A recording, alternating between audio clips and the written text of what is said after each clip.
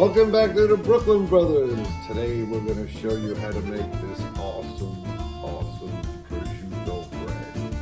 This is a Brooklyn favorite. Anyway, let's get cooking. All right, let's get started on our prosciutto bread. Let me go ahead and grab my plate of cured meats and provolone. We're going to go ahead and slice these up first. All right, let's get started on our prosciutto.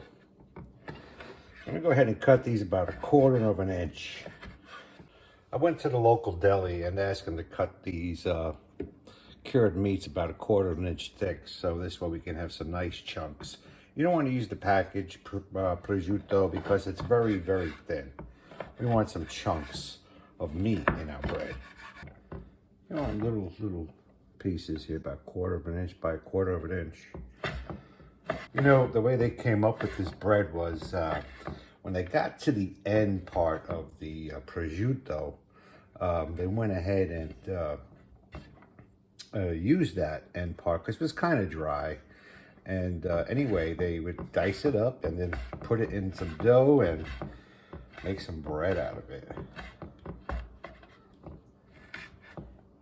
All right, now we're going to cut up some supersada. It's an Italian salami. We're going to go ahead and dice it about 1/4 of an inch, the way we did the prosciutto. By the way, these are about 3 ounces of meat. And then I have about 5 or 6 ounces of cheese, provolone cheese.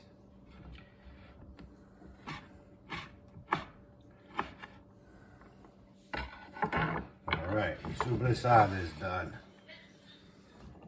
Now we can go ahead and cut up some pepperoni. Same way. Now I know it's called prosciutto bread, but there are different types of meats you could add to this bread.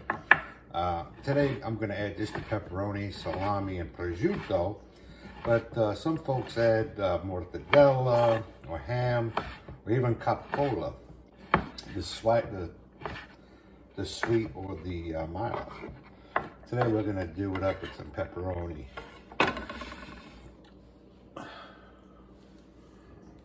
All right, lastly, we're gonna put cheese in there. Some people don't put cheese, but I love it with provolone inside of the bread. It just melts right into those little fluffy air pockets in the bread. It's delicious. Cheese is ready.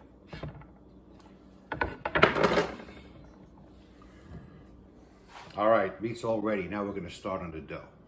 Okay, first we're going to start off with 3 cups of flour. This is a high gluten flour. I'm using King Arthur all-purpose. Now we're going to add 1/4 ounce of dry yeast. 1 teaspoon of salt. Now we're going to go ahead and mix that up a little bit. Okay, now I'm going to add 6 ounces of lager. This is room temperature. This helps the fermentation process move a lot more quickly.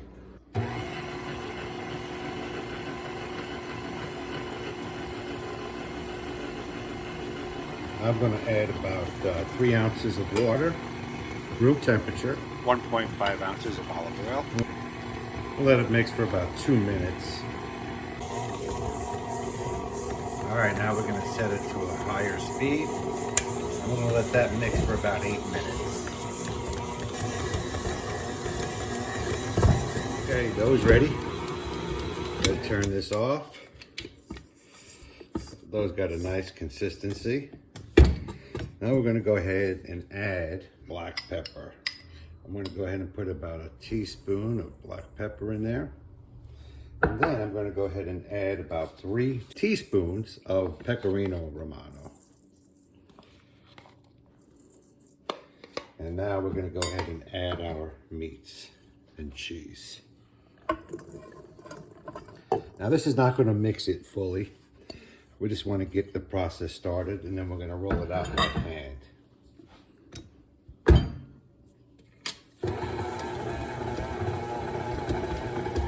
Go ahead and let that dough absorb all that meat and cheese. All right, right, now we're going to pull this out and we're going to knead the rest of it by hand. All right. Get all this dough out. All that delicious cured meat and cheese.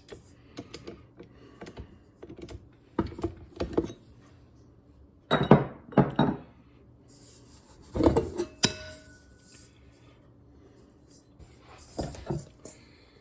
yeah. Looking good. Now let's go ahead and knead this a little bit more. Make sure all that meat and cheese is evenly distributed. Okay, looking good. Now I'm going to roll this up into a ball. Just like so. And now we're going to go ahead and grab our bowl here. We're going to go ahead and spray some olive oil onto it. And we're going to go ahead and cover this up and let it rest for about an hour and a half, maybe 2 hours. And then we'll get back. All right, the dough has doubled in size. Ready to make loaves out of them now. That's going to be some good bread. Oh, look at that, man. Gently remove the dough from the bowl. Oh, nice. Boy, that's loaded up with all the cured meats in there. Now we're going to go ahead. Yeah, it is. There's more meat than dough. No kidding. All right, split that in half. Now we're going to go ahead and form this into probably an 8-inch by 5-inch bow here. We're going to go ahead and roll the top portion in the middle.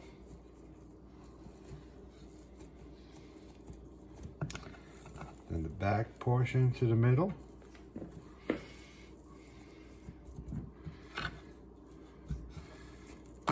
Flip it over. I'm going to go ahead and make a 12-inch loaf out of it. You don't want to pinch it too hard because the dough will not rise anymore. And there you have it. Now we're going to go ahead and put some cornmeal on the pan. This will help crisp the bread up and also prevent it from sticking. Go ahead and put this loaf right on here. Like so. Take the next one. That one's going to be big.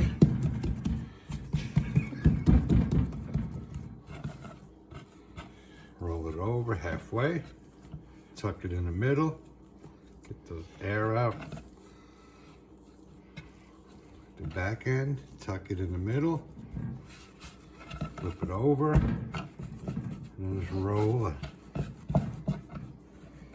nice 12-inch loaf. All right. Now we're going to go ahead and cover these up and let them rise for another 45 minutes to an hour. All right, bread is ready for the oven. I'm going to go ahead and, we had it rising for about an hour. Go ahead and remove this plastic wrap. I'm going to go ahead and score each loaf 1 inch from each end. And then we're going to go ahead and slice right down the center, about a 1/2 inch. Perfect. All right, let's get these in the oven. I have the oven set on 450 degrees, middle rack, and we're gonna cook it for about 25-30 minutes. All right, it's been 25 minutes. Let's check out this prosciutto bread. And salami. And man, look at that. That looks good. Wow, look at that bread. Isn't that beautiful? All right, let's bring it over here. And we're gonna put these loaves on a cooling rack. Oh my God, look at that.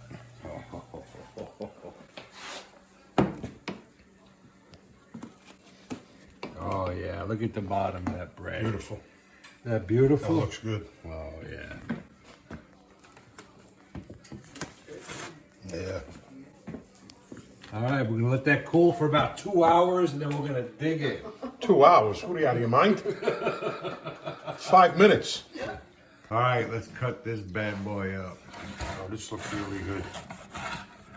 Oh, a lot man. of prosciutto and stuff in there. Oh, that looks beautiful. All right. All right, let's test it out.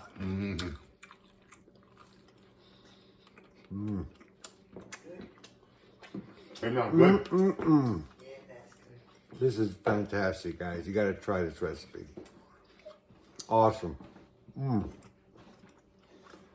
Great flavors. The prosciutto in there really, really sets this bread up. I tell you what. Very, very good. Anyway, thanks for watching. If you don't mind, hit that like button. We appreciate the subscribers, and we'll see you guys next time.